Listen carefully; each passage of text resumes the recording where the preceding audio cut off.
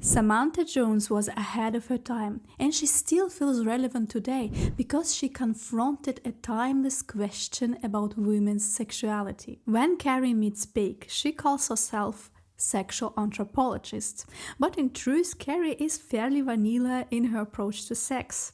Samantha, on the other hand, is the one who brings sex in Sex and the City. So let's look at what makes Samantha so unique. Was her lifestyle a trauma or attachment response? Or was it a modern expression of freedom and sexuality? Did Samantha struggle with low self-esteem or commitment problems? And why did she break up with Smith Jarrett? That is what we're unpacking in today's video. And fair warning, this video won't be just another glamorous tribute. There are plenty of those on YouTube. I really love Samantha's character, and today I want to dive into her more complicated psychological side. Hi, my name is Anna, and I'm certified relationship coach based in Germany. On this channel, I explore relationship dynamics through popular movies and TV shows, helping you to understand complex psychological patterns using well-known characters and stories. Welcome to my Sex and the City series. I already made a video on 5 power and negotiation rules Charlotte uses in the show. And today we dive into another iconic character, Samantha. Samantha is highly extroverted, she's social, energetic, and works best in a high-energy environments like parties, clubs, or networking events. She seeks out novelty and variety, especially in her relationships. Samantha also runs a successful PR agency, throws parties for New York's elite, and is always on VIP lists for exclusive events. And let's be honest here.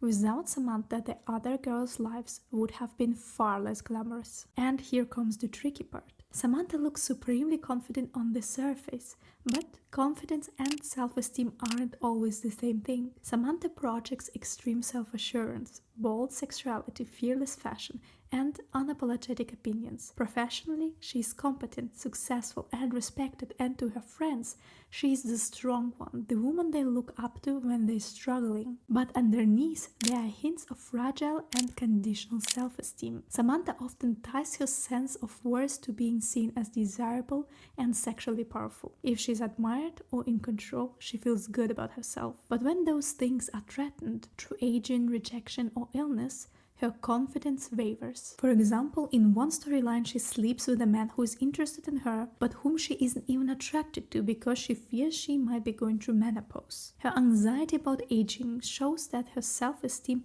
isn't self-sustained. It depends on external markers of desirability. Stable self-esteem is different. It means believing you're valuable as you are, recognizing both strengths and weaknesses, allowing yourself to be human, to age, to make mistakes, to be vulnerable. It is realistic and compassionate toward yourself. One of the clearest psychological patterns in Samantha's character is how often she denies or suppresses her emotional needs. She rarely admits loneliness, fear, or sadness, and sees dependency as weakness. Instead, she uses humor, bravado, or sexual conquest as armor. Those traits work as defenses, but also keep her at distance from real intimacy. This ties directly to her avoidant attachment style. Attachment types come from early bonding experiences with caregivers, and they shape our how we relate to others when we're adults, especially in our romantic relationships.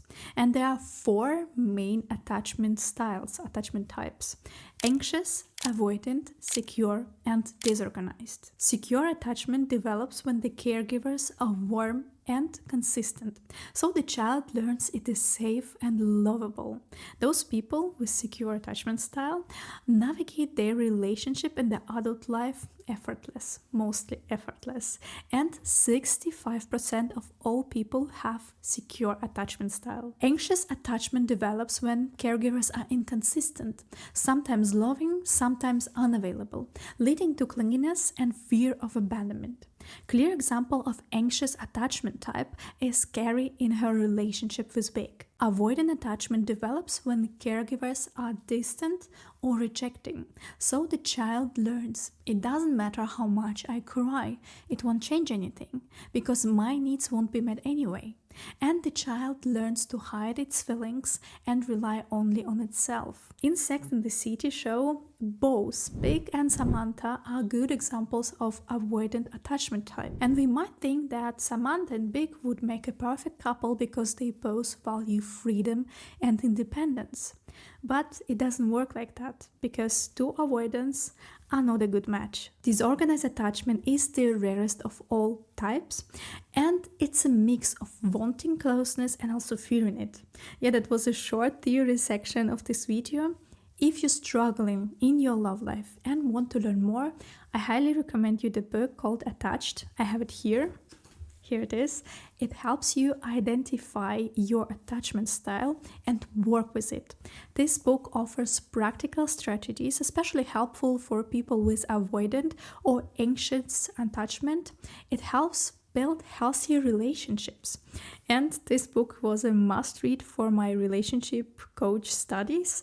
I highly recommend it to you, and I will leave the link where you can buy it in the description below. In the show, Samantha is a textbook case of avoidant attachment. She often uses sex as the way to connect without emotional exposure. Physical intimacy feels safe, but emotional intimacy feels threatening. She protects herself from hurt by empathizing independence, sex, and control, while avoiding deep reliance on partners. Interestingly, her friendships, where she doesn't feel trapped, allow her more intimacy in her life, but in romantic life, her avoidant defenses take over. This brings us to the next question. Does Samantha have commitment problems? Her rare committed relationships usually grow naturally out of casual hookups, when someone keeps her interested enough to stay. People with avoidant attachment can build meaningful romantic bonds, but they need more time, and their relationship must not feel like it's taking away their independence. We see this in her key relationships with Maria, Richard, and Smith Jarrett. The main difficulty Samantha faces isn't starting relationships, it's keeping them. Psychologically, she scores high on sensation seeking. She craves constant novelty and stimulation, finding her spark in fresh experiences, whether through sex, a constant rotation of partners, or the glitter of glamorous parties. This novelty gives her confidence and dopamine hits. The act of seduction matters more than sex itself. In a way, Samantha is a dopamine junkie, finding it hard to enjoy quieter, everyday life. For example, her relationship with Maria. It doesn't end because she misses men. It ends because Samantha gets bored and starts to feel limited. She doesn't like doing the same things over and over, staying in or being constantly together. What bothers Samantha is that they mostly talk, which builds the intellectual intimacy Maria needed, but which Samantha feared came at the cost of the physical intimacy. If you have something to say to me. I have nothing to say to you. I am fresh out of things to say to you. All we ever do is talk, talk, talk. The talking in our relationship has replaced the in our relationship. I don't want talk. I want passion. I want fireworks! And that physical side is what gives Samantha a sense of empowerment. Samantha tries to explain this, but Maria doesn't listen. The same pattern appears with Smith Jarrett. They first clicked through roleplay and variety, exactly what kept Samantha engaged. Only then did she start to see him as more than a sexual object, recognizing him as a person with real needs and feelings. Your parents named you Jerry Jarrett? No wonder you drank. Right. There would still be accountants and undercover agents in their future, but that night, Samantha and Jerry got off on playing themselves. So why did she leave him? Some viewers think it was completely unrealistic that a woman in her late 40s would walk away from such a big, attractive and young star. But for me, it makes complete sense. Samantha left because she wasn't getting what she needed: novelty, emotional energy and independence. After moving to LA, they hit a crisis that ultimately ended their relationship. Long-term relationships often move past initial excitement into deeper love and connection. That works when both partners can find joy in other parts of life, for example, hobbies, family, friends, or shared goals. The relationship between Jerry and Samantha had several reasons to slide into crisis. They moved cities and Samantha left her close friends and connections in New York. Moving as an adult is highly stressful, and settling into a new place isn't easy. In Los Angeles, Samantha's work revolved around Jerry. Mixing work and romance often creates tension. Desire needs space and room to breathe, especially for people with an avoidant attachment style. All of this pushed Samantha into personal crisis. She loved Jerry, but felt there wasn't much of herself left in the relationship. She wasn't ready to make the natural shift to we that long-term couples make, where partners share goals and common vision and work toward them together. Samantha tried to cope with the situation by chasing other dopamine hits, impulsively buying a dog, overspending, overeating, but those were only temporary fixes that don't work in the long run. They can't replace togetherness and shared vision of two individuals becoming a family. And with that, Samantha eventually gave up trying and returned to her well-worn path of being single. That's why the breakup made perfect sense to me as a relationship coach. That's an important step for all long-term couples, the transition from two people in love to stable family with aligned goals. And that transition is harder than many of us expect. Without shared vision, most couples eventually drift apart, and that's exactly what happened with Samantha and Smith. So what do you think? Do you agree with Samantha's breakup, or did you want them to stay together? In my next video, I explore Mr. Big and why he cheated on Natasha. Would you be interested in that? Leave me the comment below. That really helps my channel to grow, and I'm so thankful for your support. Subscribe, and I see you in the next video. Bye bye.